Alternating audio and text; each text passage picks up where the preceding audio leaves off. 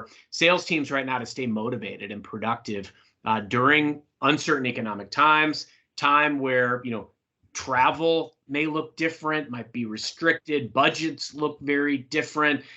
It's a strange time for sellers right now. How do we stay motivated? How do we stay connected? And how can leaders support their teams best through these challenges? I'd love to hear from both of you, starting with Paul.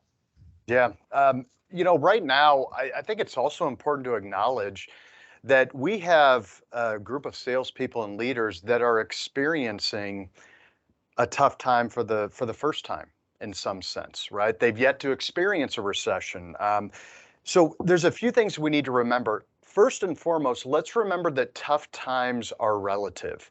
They're relative to our own experiences, not the experiences of other people. This is especially important for sales leaders, because if you're a sales leader with 30 plus years of experience who has sold through several recessions, through inflationary times, you've experienced a lot of tough times in your career. Each time you experience one, it helps build a foundation in which you can navigate the next tough time with greater ease. Yeah. The younger salespeople that you're managing and leading, this may be the first time. So they have yet to experience the tough times. They've yet to build that foundation. So we need to be aware of that. And we need to make sure that we are mentoring and not saying, oh, well, let's just gut it out, just stick through it. No, we need to mentor and lead these individuals compassionately through a tough time. But also keep in mind, tough times are temporary. They're not going to last. In fact, since the Great Depression, the average recession lasts about 10 months, while the average expansion lasts about 60 months. So by the time we're in a tough time, we're almost out of it. So they don't last forever, but neither do the opportunities that they present. So keep that in mind. Also, with tough times, the big challenge we face is it's just a lack of control. So we got to focus on those things that we can control. From a tactical standpoint, just going out there, boots on the ground. Number one, we've got to increase our activity level. There's a purchasing manager study that showed salespeople reduce their selling activity by 38% during tough times. So that means if you're making 100 sales calls during a tough time, you're going to make 62. Well, instead of decreasing our activity, let's not only maintain it, but increase it. If you can increase your activity by 25%, you're now making 125 calls, whereas your competition is making 62. You are effectively doubling your coverage vis-a-vis the competition. And although you might not win a sale every single time, you're capturing their attention. You're capturing what I call mind share. And that tough times mind share turns into good times market share. So now is the time to position yourself. Increase that activity, and while you're doing that, remain hyper-focused on good business. Hyper-focused. During tough times, standards get lower for what is good business. We get a little desperate. Here's what I equate this, when I met my wife, Lauren, the only reason that we met is because she lowered her standards enough in order to give me a shot. I guess it worked out in my favor then. But hey, that was good, Paul.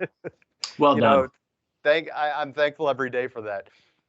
But when it comes to how we spend our time, we have to maintain those high standards. During tough times, we get desperate, though. We think that opportunities are scarce, so we're willing to take on anything. Remain hyper-focused. I'd love to hear Larry's thoughts too. No, and I love what you said about staying hyper-focused. This is times where leaders and managers could coach all throughout their whole sales team, whether you're a tenured person or whether you've just started. This is the time to double down back on basics. Mm-hmm. Because I think what happens is in tough times, everyone will start freaking out.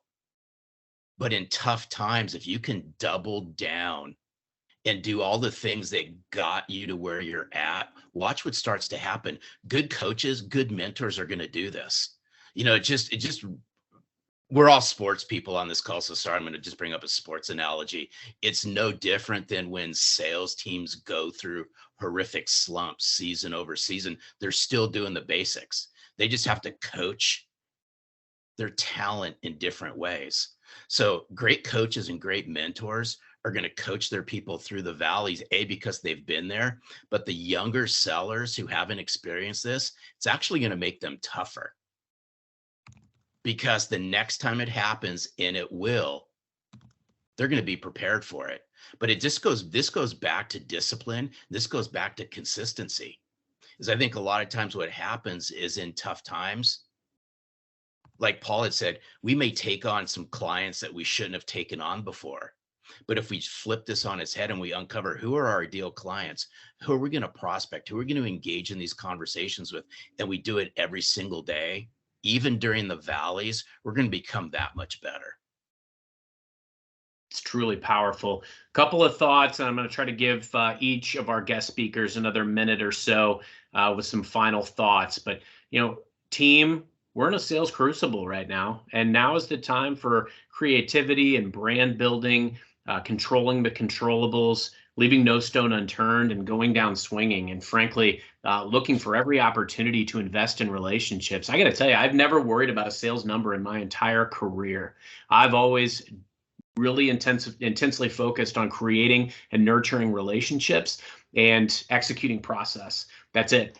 Prasad, you asked a great question that I do want to broach. There's a lot of inconsistencies in sales, right? You get a new book of business frequently, or whatever that looks like, right? I've learned to kind of gamify sales. You really look at, what are the key relationships that I'm going to need to get done what I need to get done, and what's the message that's going to resonate with these folks, and how can I find ways to create a conversation, but also meet them where they are from a value perspective, and doing that time and time again. That's why I adopted social selling so many years ago, finding ways to stay top of mind. You're not going to necessarily get someone to answer your first call, your second call. It's probably going to be closer to your fifth or eighth. And as Paul pointed out, now's the time to really be resilient and up your numbers of calls and contacts and touches, while everybody else, your competition, is decreasing theirs. One of the biggest deals that I've been a part of over the last few years was amidst the pandemic. And actually, it was a customer that wasn't even thinking about us. But I showed up at the right time, met them on LinkedIn, got in their office, gave them a copy of my CEO's book, highlighted some passages about our transformation, and started talking about some of the resources that we could bring to bear. And they went through a lot of changes, as did we during that time. But we made sweet music happen because of investing in the relationship. We've got a couple minutes till we're going to hand it